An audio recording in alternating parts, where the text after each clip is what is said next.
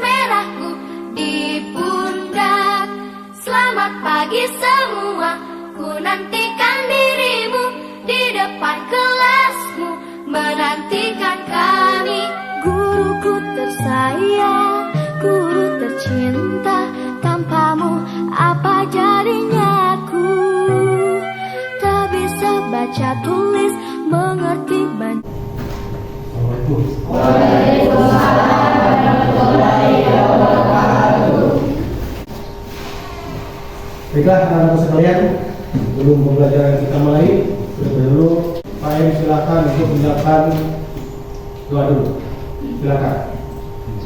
Siap. Sebelum belajar kita berdoa hati mulai. Sudah selesai, cepat salam. Assalamualaikum warahmatullahi wabarakatuh. Baik, sebelum untuk pembelajaran, absen dulu ya. Coba lihat siapa yang hari ini hadir, ada nggak? Ada. Hadir siapa aja? Siapa? Si Napa? Kenapa? Sakit, Pak. Oke, berdiri semuanya.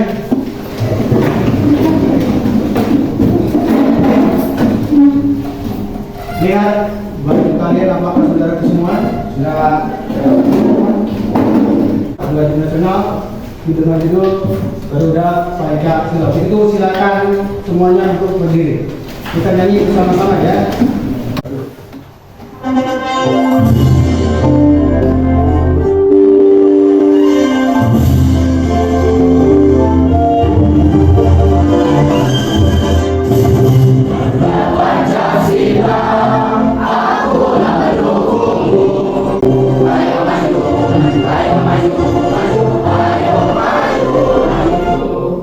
Silakan untuk kembali. Setengah 11 ya. Matahari sudah mulai ngantuk ya. Kita istirahat dulu ya. Tepuk semangat.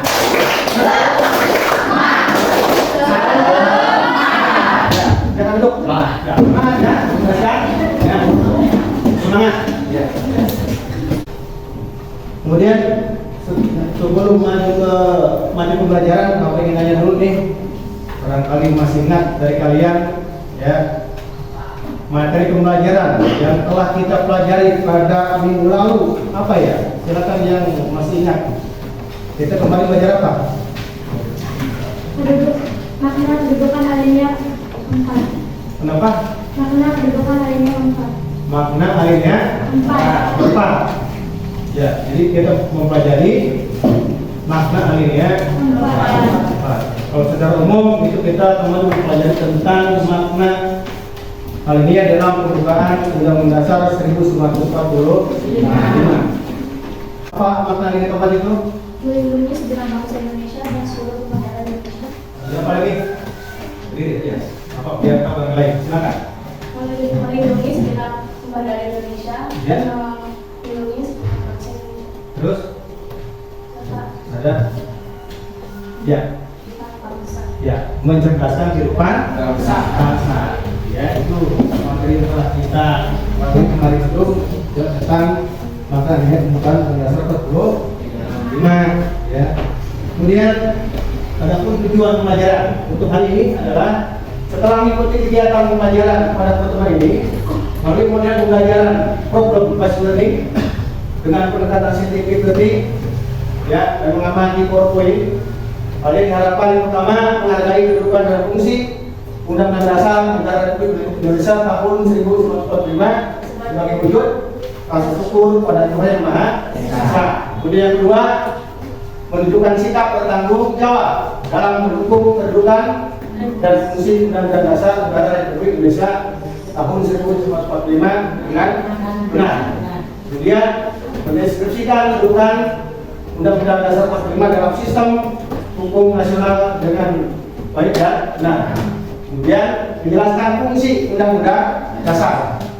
Selanjutnya mengidentifikasi fungsi Undang-Undang Dasar dengan baik dan benar. Kemudian menganalisis kedudukan dan fungsi Undang-Undang Dasar Negara Republik Indonesia tahun 1945 dengan baik dan benar. Terakhir, saya diharapkan menyusun dan menyajikan laporan hasil telaah tentang kedudukan dan fungsi Undang-Undang Dasar. Ya. Adapun manfaat kita mempelajari ini adalah agar kita senantiasa ya mengetahui bagaimana sih apa undang-undang dasar itu ya berpengaruh kepada kehidupan berbangsa dan bernegara, sehingga cita-cita nasional akan tercapai. Perhatikan ini, tolong amati permasalahan yang berkaitan dengan apa pelaksanaannya atau tidak Undang-Undang Dasar 45. Seperti gambar di sini, kita lihat ada beberapa anak kecil. Dari bawah apa itu? Bawah. Ya. Terus yang kedua lagi, dia mau pakai apa ini? Pakai tas. Sekolah. Ya. Coba perasaan kalian lihat ini gimana? Kasihan.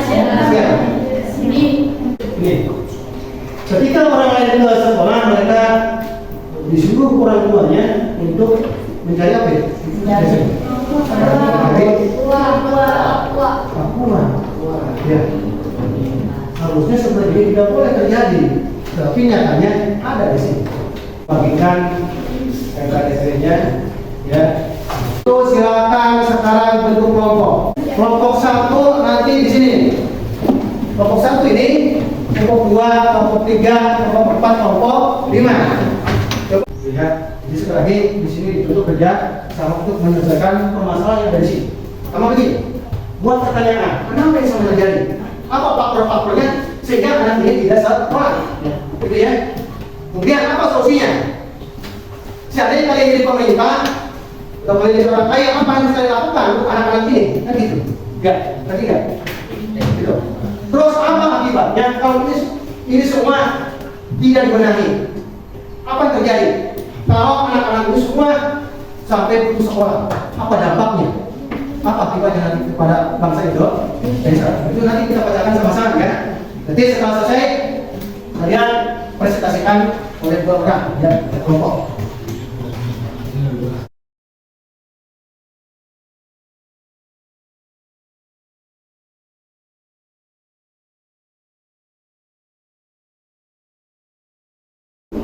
Sudah, silakan dikerjakan Bapak sewaktu 15 menit.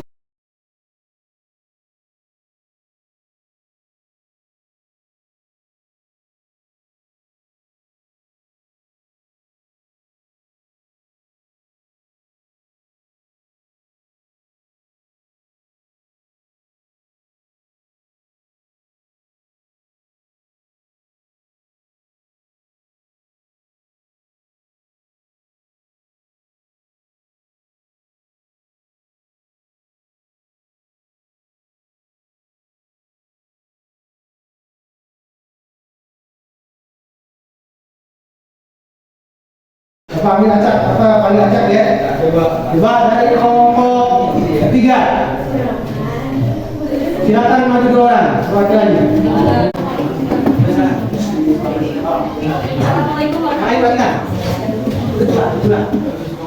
Assalamualaikum warahmatullahi wabarakatuh. Waalaikumsalam warahmatullahi wabarakatuh. Selanjutnya dari kelompok 3 akan mempresentasikan hasil kerja kami. Poin yang pertama, apa yang melatar belakangnya anak-anak itu putus sekolah dan beralih jadi pemulung. Mayoritas keluarga masyarakat penyebab utama anak mereka putus sekolah adalah karena alasan ekonominya kurang. Anak butuh sekolah atau dan lingkungan. Bagaimana solusi yang perlu dilakukan agar anak-anak tersebut dapat sekolah lagi demi cita-citanya? Solusinya adalah mengembangkan kebijakan di bidang pendidikan, bantuan dengan pendidikan, pemberian beasiswa pendidikan masyarakat miskin dan program bantuan, serta membangun sekolah-sekolah di daerah terpencil. Dalam poin ketiga, jelaskan keterkaitan pemahaman tersebut dengan pasal yang terkandung dalam Undang-Undang Dasar Negara Republik Indonesia tahun 1945 dengan amanat yang harus dijalankan oleh pemerintah. Undang-Undang Dasar pasal 31 setiap warga negara berhak dapat pendidikan. 2. Setiap warga negara wajib mengikuti pendidikan dasar dan pemerintah wajib membiayakan. Gimana kamu baik? Jawabannya? Sudah.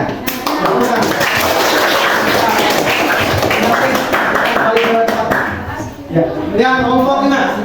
Ya.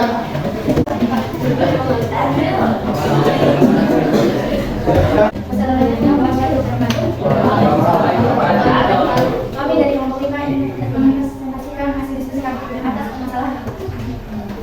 Jadi pertanyaan nomor 1, apa yang melatar belakangnya anak-anak itu putus sekolah dan beralih jadi pemulung? Jawabannya adalah faktor ekonomi keluarga, faktor sosial, dan faktor lingkungan. Kedua, bagaimana solusi yang perlu dilakukan agar anak-anak tersebut dapat sekolah lagi dan cita-citanya? Memberikan bantuan pendidikan kepada anak yang tidak mampu, dan pemerintah memberikan lapangan pekerjaan kepada orang tuanya agar lingkungan ekonominya tidak terganggu. Dan untuk yang terakhir, jelaskan keterkaitan permasalahan tersebut dengan pasal yang terkandung dalam Undang-Undang Dasar Negara Republik Indonesia tahun 1945 sebagai amanat yang harus dijalankan oleh pemerintah. Jawabannya adalah pasal 31 ayat 1 yang mengandung setiap warga negara berhak mendapat pendidikan dan setiap warga wajib mengikuti pendidikan dasar dan pemerintah wajib membiayainya. Terima kasih. Gimana kok lain tanggapannya? Doain mas. Masih ditambahin. Silakan. Punya buat lagi. Pak. Mas ada ya. Nah.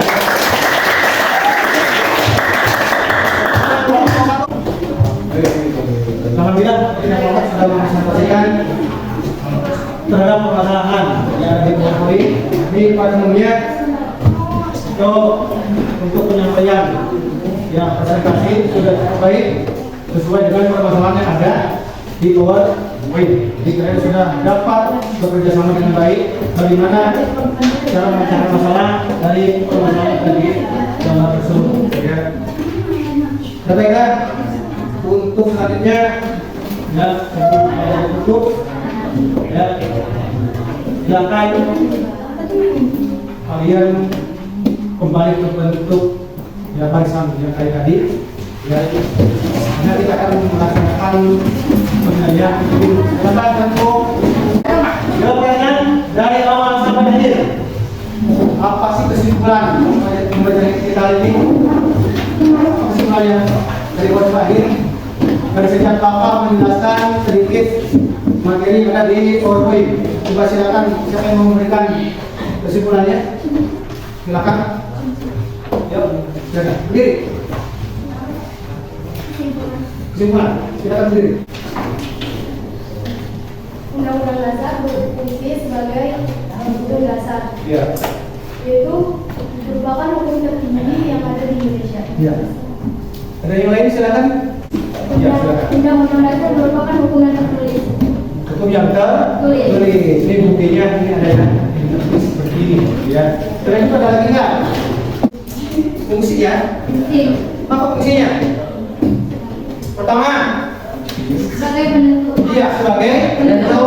Yang kedua, Mengatur. Terus, fungsinya. Ya, jadi kesimpulannya adalah bahwa undang-undang adalah sebagai hukum dasar dan memiliki fungsi sebagai mengatur, menentu, sebagai alat kontrol. Ya. Jadi mudah-mudahan pembelajaran bermanfaat dan kita mengetahui undang-undang dasar sebagai dasar dan apa mengatur fungsinya. Kita sebagai warga negara berharapan untuk senantiasa menghargai kedudukan undang-undang. Kepala bintang, ini ada tugas individu, silakan menjawab sendiri-sendiri. Ini ada 2 soal, ya. Kita kasih waktu hanya 8 menit, 9 menit lah. 8 menit harus selesai. 8 menit Pak. Ya.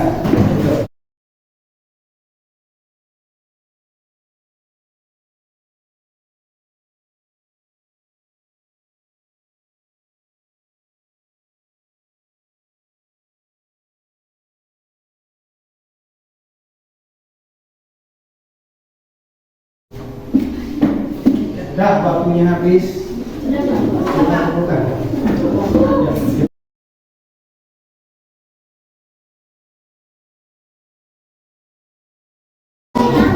Ya, kalian.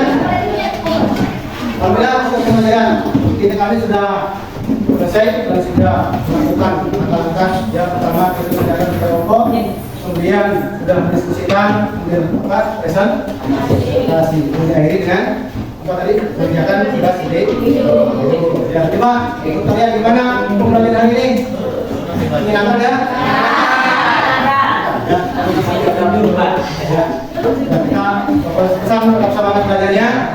Ya, untuk materi pelajaran berikutnya itu tentang peraturan perundang-undangan dalam sistem hukum nasional. Nanti kalian baca rumah. Mudah-mudahan kita dapat berjumpa lagi di pertemuan dan sehat wal. Untuk mengakhiri pelajaran silakan untuk KM. Doa ya. Duduk siap. Sebelum pulang mari kita berdoa dalam hati mulai. Selesai berdiri.